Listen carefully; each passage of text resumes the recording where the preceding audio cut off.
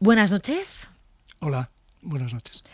¿Qué seudónimo vas a querer que utilicemos en los primeros minutos de conversación? Pues O. Oh, vale. Arranco siempre esta entrevista en el mar. Os suelo preguntar qué relación tenéis con el mar. La tuya es tan intensa que te voy a hacer una pregunta un poco más concreta. ¿Qué es lo último que te ha dicho el mar? Resistir. El mar, creo que cuando es una metáfora de caerse y levantarse, ¿no? Continua, de empezar y recomenzar. Y me lo ha dicho otras veces, pero esta vez con especial fuerza. Resistir. Resistir, Resistir. reexistir. Sí, porque yo creo que es algo más que resistir. Sí. Resistir es una forma de resistencia, pero también de crear una nueva vida, ¿no? Y creo que es eso, una forma especial de ir más allá de la resistencia, ¿no? La resistencia. Resistencia. Hay una palabra que se utiliza mucho que es resiliencia, Sí. pero no me gusta tanto. No, esto es resistir, Resistir, ¿no? sí. Relacionado con la existencia. ¿Siempre entiendes al mar cuando te habla? Bueno, me gustaría ser como aquellos personajes de los que hablaba Cunqueiro, ¿no? Que decía que él había conocido un tipo de marineros que tenían una oreja más grande que otra, normalmente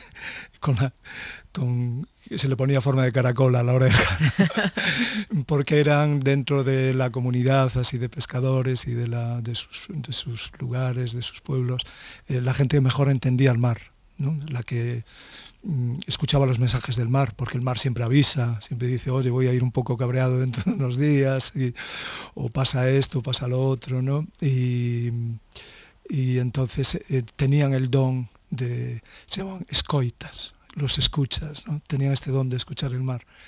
Y bueno, yo a veces me hago esa ilusión de ser también escoita, de poder escuchar el mar. Desde luego, quien se ponga delante del mar y no sea capaz de escucharlo, de estar un tiempo, de perder la noción de tiempo, entrar en otro tiempo, pues no entiende, ¿no? Lo que significa el mar, ¿no?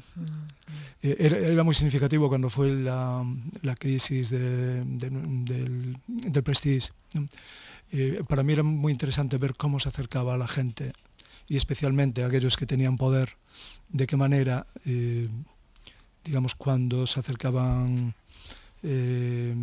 a playas afectadas o a lugares para hacer acto de presencia más o menos propagandístico o con más o menos, digamos, rigor, para mí era muy significativo cómo miraban el mar. Y bueno, por ejemplo, el que era entonces ministro de Medio Ambiente miró el mar en una de las primeras playas afectadas y se dio inmediatamente la vuelta. Iba calzado con unos mocasines así que no eran precisamente aptos para el chapopote ni para la arena siquiera. Pues, sin embargo, pero realmente fue un giro increíble. Miró aquello y vio aquellas olas y tal, y se giró y marchó, ¿no? Sin embargo, tú en aquella época contabas cómo el mar te echaba la bronca, ¿no? Como te decía, en estas aguas has estado bañándote con delfines hace muy poco tiempo y ahora está todo lleno de petróleo, ¿no? O sea, ahí tú hablabas, recuerdo cómo lo narraste en el Hoy por Hoy, precisamente con Iñaki Gabilondo, y todos nos estremecimos al escuchar cómo relatabas que el mar estaba echándonos la bronca, ¿no? ¿Qué habéis hecho conmigo? Estaba interpelando, claro, el mar estaba interpelando. Y creo que es algo que está ocurriendo con la naturaleza, ¿no? No le llamamos así, no nos atrevemos a llamarlo así, le buscamos eufemismos, cambio climático, calentamiento global. Lo que se está viviendo es una guerra contra la naturaleza. Es una guerra en que vemos cada año como hay las cifras de extinción, que son cifras de muerte, no son daños colaterales, son daños directamente producidos, ¿no? Por esta guerra de un sistema humano contra el planeta, ¿no? Y realmente hoy no podemos contemplar la naturaleza al modo, eso, contemplativo. Realmente los románticos ya nos anticiparon esta mirada, ¿no? Porque ellos miraban hacia afuera y miraban hacia adentro, vivían la convulsión de la naturaleza, la veían en su interior, pero no estaba todavía en esta situación límite. Cuando Edvard Munch pinta El Grito, por ejemplo, ¿no? Ese cuadro con el que nos identificamos tanto, ¿no? Ese célebre cuadro. Yo creo que hasta hace poco lo que veíamos era el grito humano, esa figura desfigurada, desequilibrada, destartalada, que estaba expresando el horror humano, sí. ¿no? Y que podía expresar pues todo lo que había pasado en los campos de exterminio, etcétera. Pero hoy en día, si nos fijamos en ese cuadro, también el fondo, también la naturaleza participa de ese grito. También está destartalada, ¿no? También está en una situación, está avisándonos, está, digamos, con esa llamada marina de socorro perentoria que es Mayday, Mayday, Mayday, ¿no? Ante la indiferencia del resto de personajes que aparecen en el cuadro, que no parecen percatarse de que hay alguien gritando. Sí, y está gritando todo, ¿no? Esa es otra característica, que efectivamente se está produciendo lo que se está produciendo, esta situación, este periodo Mayday, y es increíble la indiferencia, ¿no? Como decía un amigo poeta, Lois Pereiro, a indiferenza mata, ¿no? Yo creo que hay formas de indiferencia, además, especialmente activas, como es el cinismo, que es invertir el discurso, no digamos ya el negacionismo, ¿no? Que haya gente, ¿no? En estos tiempos en que está pasando lo que está pasando, en esta situación, digamos, de horizonte enfermo, en que el horizonte está enfermo, el seguir mirando a la naturaleza de una forma decorativa y es más, cuestionando que lo que está pasando, pues claro, es algo esperpéntico. Pero bueno, creo que cada vez es verdad que aquí el problema es que los procesos de destrucción son muy acelerados, ¿no? Y los procesos de toma de conciencia son más lentos, ¿no? En la biología hablan, creo que es un concepto muy interesante cuando hablan de los estándares base cambiantes, que así, dicho así, parece un poco pedante el asunto, pero lo que está diciendo es cómo nosotros hace 10 años, 20 años, yo hace 20 años le enseñaba a mi hija y a mi hijo las luciérnagas, y las poníamos en las manos, y como decía Rulfo, con una luciérnaga en la mano puedes atravesar toda la noche, ¿no? Y hoy en día es casi imposible encontrar una luciérnaga. Entonces los estándares básicamente es que ya la luciérnaga pertenece más a los libros, a la literatura, al relato, que a la realidad. Entonces hablas de luciérnaga y no ves luciérnagas y ya se admite como natural eso que es tan antinatural. Y podríamos ir repasando especies, ¿no? Y cómo nos escuchamos ya los grillos casi. Ahora que hablas de las luciérnagas, tú que has estudiado tanto ese vértice triangular que te vio nacer y crecer, con el cementerio de San Amaro, con la cárcel provincial y con Torre de Hércules. Torre de Hércules es uno de los faros más emblemáticos del mundo, junto con el de Alejandría. Es del siglo II. Después de Cristo, ¿no? Siglo I, siglo II. Sí, bueno, yo creo que donde hay un faro, había un faro. O sea, que igual es incluso de antes. No, seguro, que ese promontorio había algo antes, porque además algunos de los petróglifos, por desgracia, fueron destruidos, ¿no? Porque hicieron allí un campo de tiro durante un tiempo, una barbaridad. Pero sí que se conservan testimonios de cómo eran esos petróglifos. Era una especie de lugar sagrado, digamos. Es interesante también la palabra sagrada, recuperarla. El hombre que estuviera ahí, en ese lugar sagrado, hace 2000 años,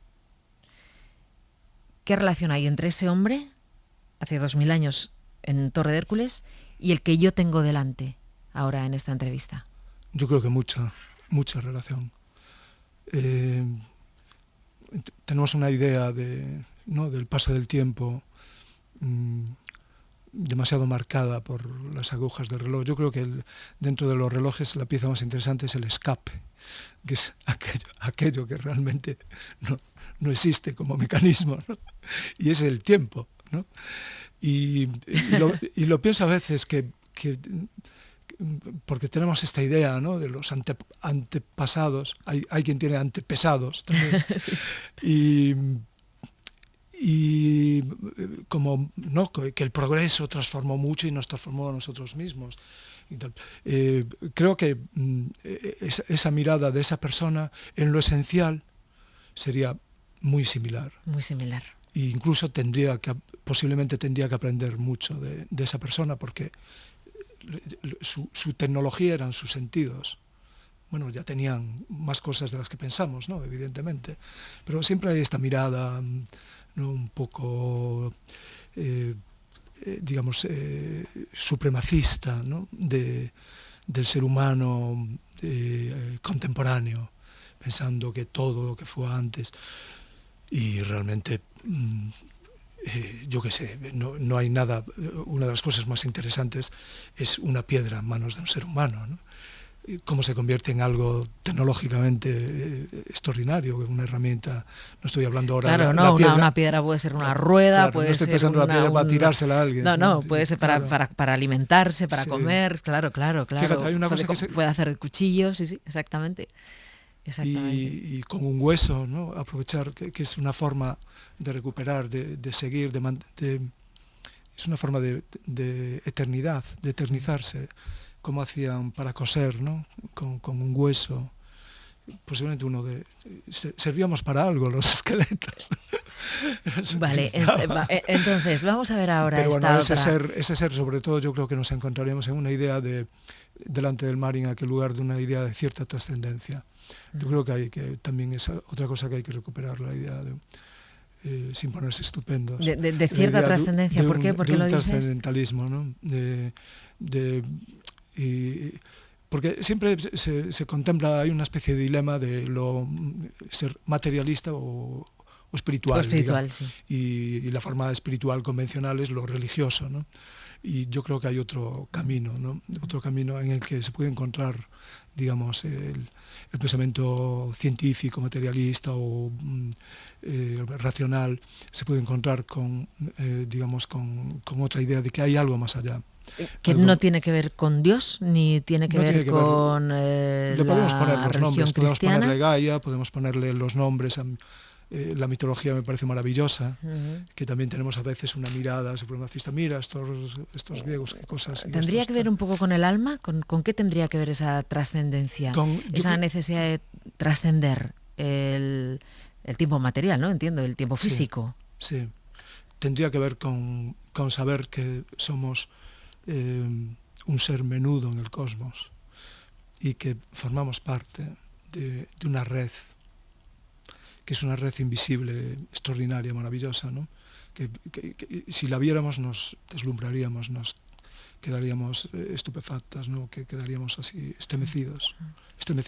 Yo creo que existe, todos tenemos experiencia de estremecernos, bueno, lo más tópico, una puesta de sol, pero estremecerse ante lo boreal, la vez que vi la aurora boreal, decía, alucinaste. Claro, totalmente, me quedé sin habla, ¿no? Pero bueno, ¿cómo es? Bueno, primero voy a preguntarte. Pero hay muchas cosas, Manuel ¿no?, Rivas, un momento, voy a preguntarte. Un escarabajo te estremece a veces. O esa luciérnaga de la que hablábamos antes, ¿no? Y que hay te hace iluminar una noche. Que viven en las cuevas donde están los murciélagos y tal, que son fascinantes. Bueno, a ver, ¿por qué Manuel Rivas se ha puesto O?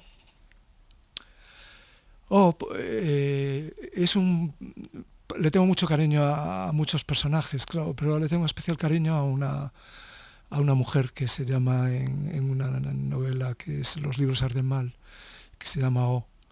Y pienso mucho en ella de vez en cuando. Así como sí, es O. O habla sola mucho.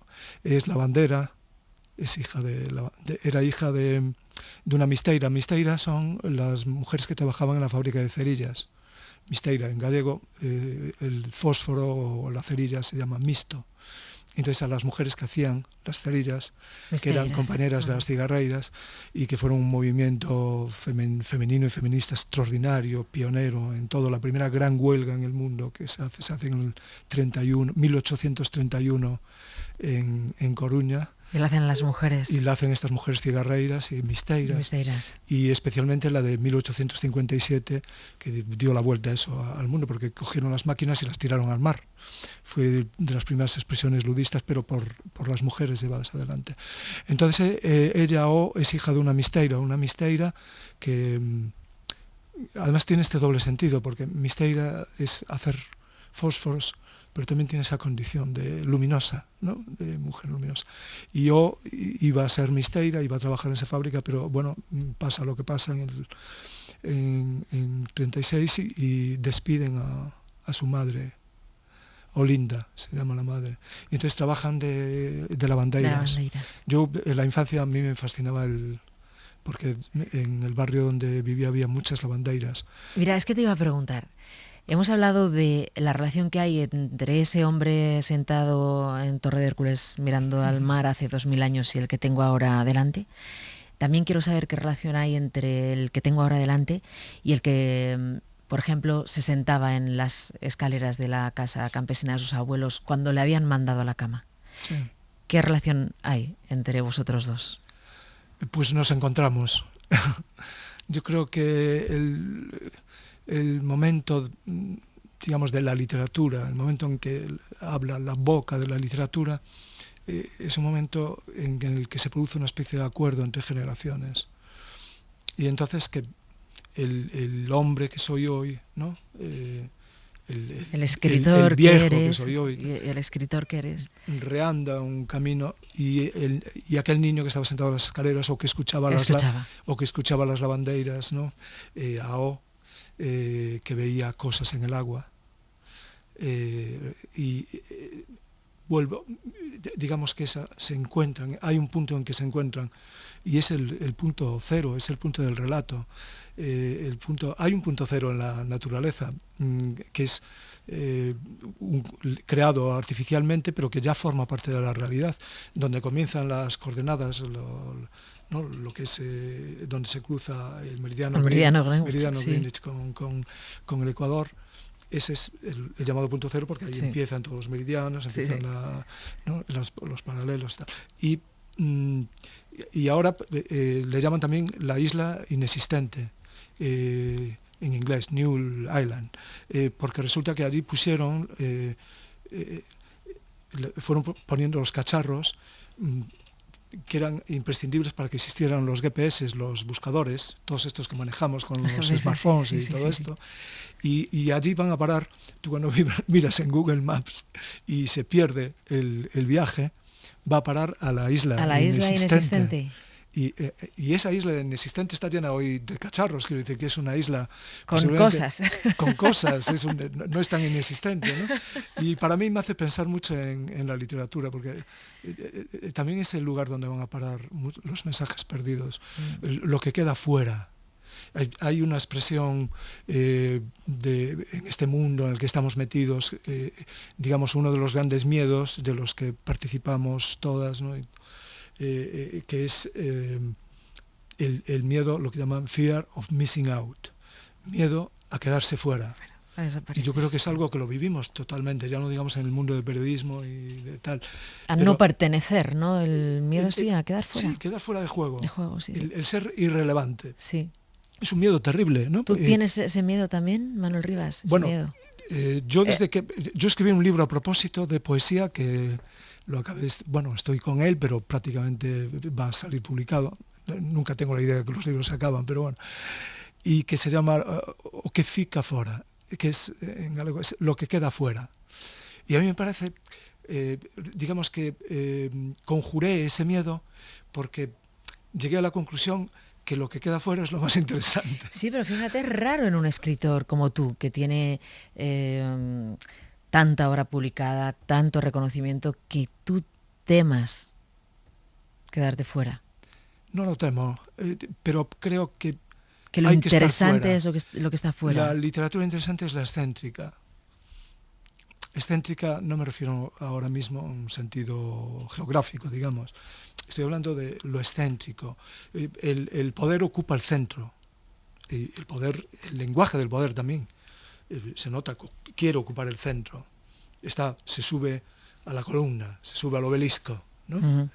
En cambio, la palabra creativa, la palabra que abre, digamos, nuevos pasos, que va a la isla inexistente y que explora, esa palabra es excéntrica, está en el acantilado. Yo me siento, mi lugar es el acantilado.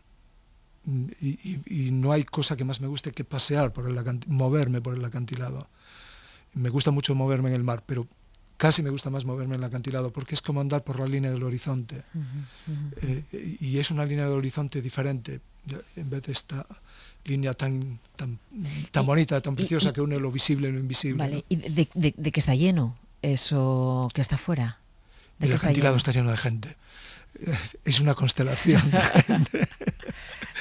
Sí, hay lugares además que se llaman a sí mismos con nombres nativos, ¿no? Con nombres de lenguas propias, pues lenguas en muchos casos, esas que llamamos minoritarias, que yo no creo en ese concepto. Una lengua es una lengua, la hablen 100 personas o 1 millón, ¿no? Y le ponen nombre.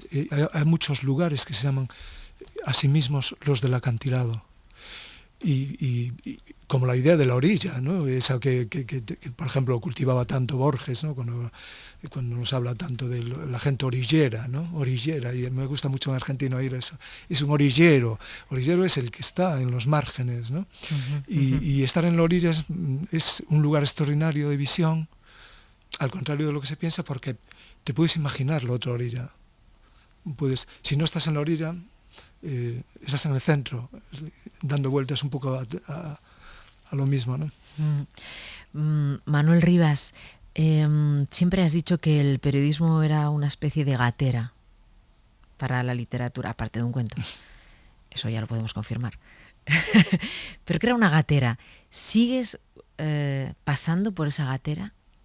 ¿Atravesando del periodismo a la literatura, de la literatura al periodismo? ¿Sigues usando esa puerta por la que salen los animales de un espacio a otro? Sí, bueno, y creo que cada vez más, ¿no? Porque cada vez encuentro también, en vez de renegar del periodismo, ¿no? Digamos, en este tiempo de crisis existencial, en que efectivamente, aquello que decía Kapuscinski, de que no es un oficio para cínicos, vemos que hay tanto cinismo, digamos, introducido en el periodismo, pero también eso te permite ver cuando hay periodismo, ¿no? Y quererlo más. Pero es difícil ahora. Y quererlo más. Sí, encontrar que es difícil. Donde hay periodismo y donde hay ruido. Pero busca esa gatera, ¿no? Busca esa grieta, busca esas hendiduras, busca ese acantilado, ¿no? Y es una fiesta cuando encuentras, ¿no? Y lo hay todos los días, encuentras, ¿no? Escuchando en la radio, leyendo. Y bueno, nosotros, por ejemplo, un grupo de gente, conseguimos hacer una gatera en Galicia que estamos realmente gozando, sufriendo también, ¿no? Porque hay que luchar mucho, pero tenemos una revista que va a cumplir ahora 100 años, se llama Luces. Y 100 años, no, 100 números. 100 números, sí. 100 años, caramba. Pero bueno, ya son 8 años. Nunca creímos que estaríamos aquí. Y ahí lo más fascinante es cuando te llega, es todavía una revista a la que llegan historias inesperadas y de gente que no conoces, ¿no?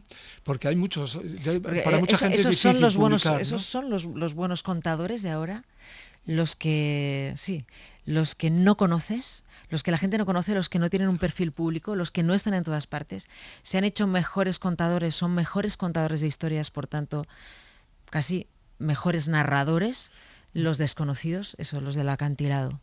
Bueno, hay una parte, desde luego, y es tiene ese componente también de lo inesperado, ¿no? De la sorpresa y lo que puede tener, porque hay mucha gente que quiere publicar y no tiene dónde publicar.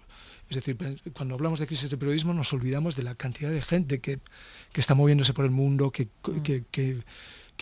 cuenta, que está viviendo cosas. Que está viviendo cosas que quiere contar y no encuentra claro, dónde. Viviendo cosas a las que dedica un tiempo. Sí. Nosotros tenemos casos de gente joven, pero bueno, nos llega una historia de las librerías en Vietnam.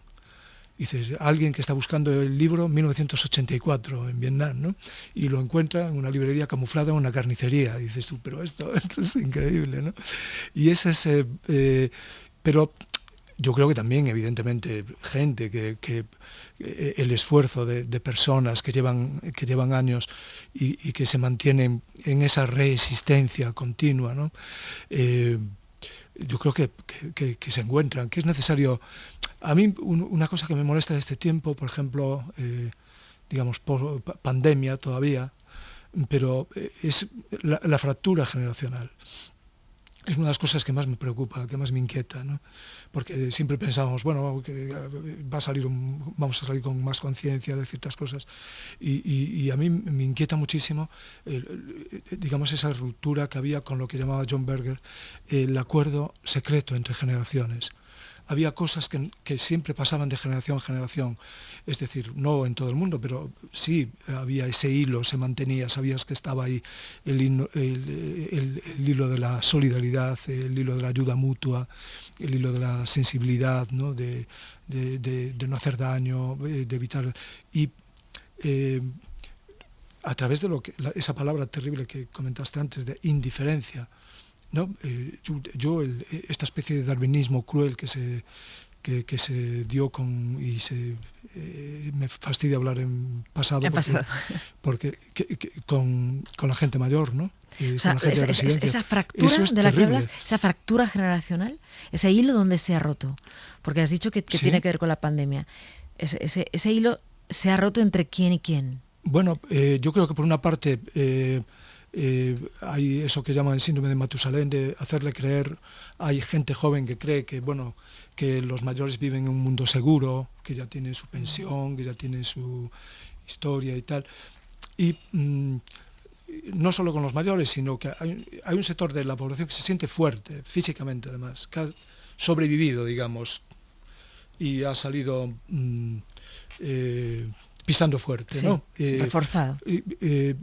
Se hablaba, por ejemplo, fíjate lo que pasa con las cosas. Publicaron hace unos meses, dos profesores de Cambridge publicaron un libro que se llama La poscodicia.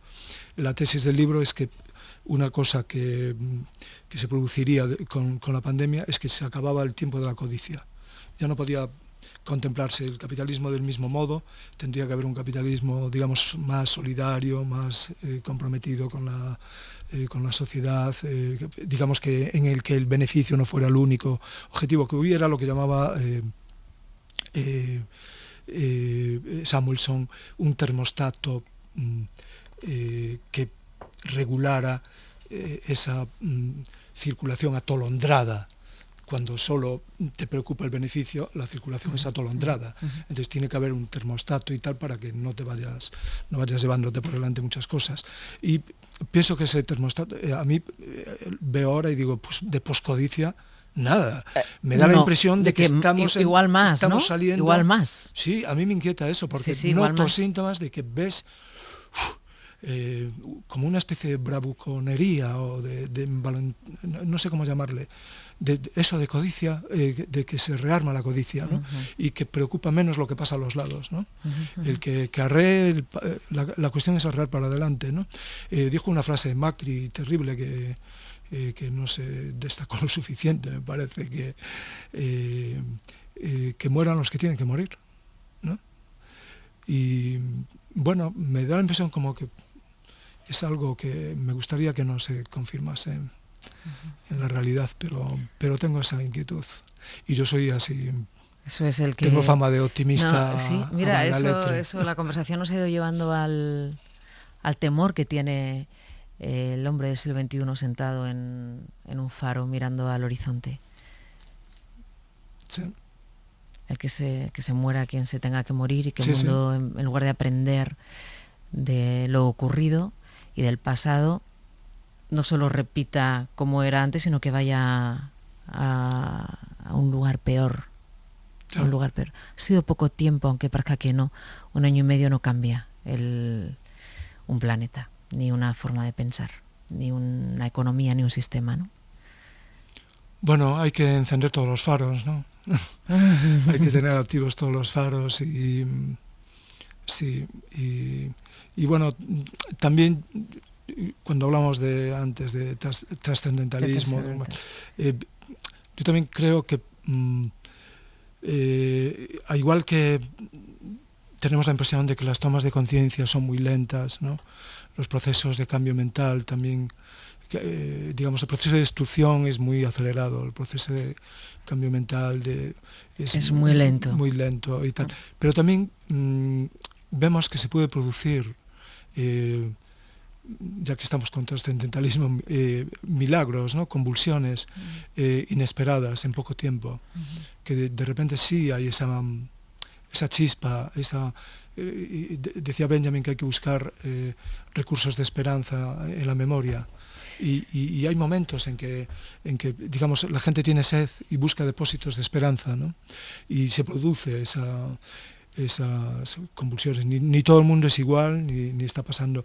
Y hay mucha gente en los acantilados, gente que danza, gente que canta, gente que está proponiendo otras formas de abundancia. Es decir, no podemos seguir creciendo como estamos creciendo, pero en vez de decir es que utilizar palabras que igual atemorizan a la gente, de crecimiento, que diga, hombre, de crecer yo, que aún no llegué ¿no? a comer la fruta que quería y tal. Bueno, pues también el lenguaje es muy importante y ¿por qué no hablar de nuevas formas de abundancia, ¿no? Abundancia de quererse más, de relacionarse más, abundancia cultural, abundancia creativa, abundancia de tiempo libre, de pasear, de relacionarse, abundancia de naturaleza, ¿no? Sí. Es interesante esto, tenemos que despedirnos ya porque se nos echa encima el tiempo, aunque parezca ese tiempo que decías que no contaban los relojes. Le tam samba. Sí, es el que se nos echa encima. Pero me ha gustado esa expresión, que se hayan encendido todos los faros durante este tiempo. Es verdad que la mente cambia de forma lenta, los sistemas cambian aún más lentos porque no hay demasiado interés en que eso cambie, pero sí es verdad que se han podido encender las luces. Sí. Muchas luces a la vez. Sí. Así que yo creo que nos vamos a quedar con esta reflexión. Te voy a llevar a un faro, elige el que quieras, para que me digas con quién estarías y qué música estaría sonando. Estuvimos ya en el faro de Hércules o faro de Breogán. Es un faro muy, pues mira, iría a un faro muy humilde en la construcción. Tiene tiene azulejos para evitar, porque está en una zona muy, muy batida, posiblemente las más batidas de la Costa da Morte. Y es el faro de Roncudo, en Corme. Y al lado hay las cruces de los marineros que muertos, ¿no? Y es un lugar también de amor, es un lugar donde la gente se encuentra, de charla. Y es apasionante a veces en medio de una tempestad, así la gente cobijada y contándose historias. Y bueno, yo tengo por allí viviendo a una hija y ahora mismo pues estoy casi seguro que está allí. En el faro siempre se va al faro y me gustaría estar con ella. ¿Qué sonaría? ¿Qué sonaría? ¿Qué música podría estar sonando? Pues mira, podía estar sonando Van Morrison. Van Morrison. Van Morrison, sí. Muy buena opción. Con Avalon o algo así. Avalon. Manuel Rivas, qué ganas teníamos de charlar. Se ha convertido este rato de radio en un rato en el que ha salido toda la trascendencia y toda esa espiritualidad y toda esa sabiduría que tiene la gente que está cerca del mar y de la naturaleza y que escucha hablar a la tierra y quejarse al mar. Así que muchas gracias por habernos acompañado. Ya sabes que aprender es cuando encuentres ayuda para mirar, ¿no? Buenas noches. Gracias.